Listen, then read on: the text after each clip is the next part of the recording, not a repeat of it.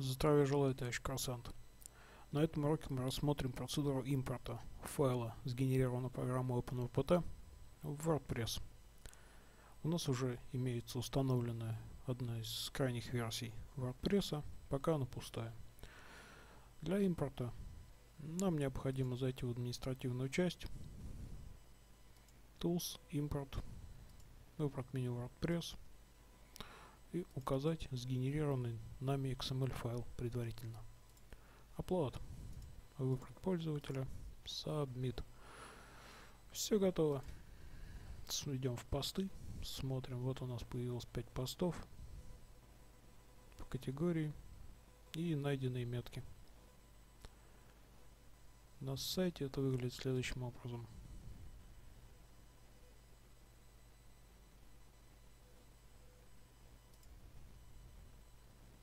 То есть кратко, полное содержание предыдущих серий.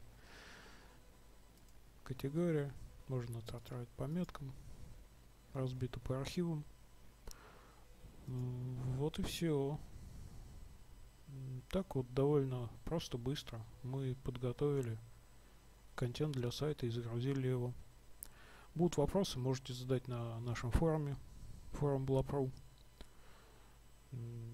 Удачи!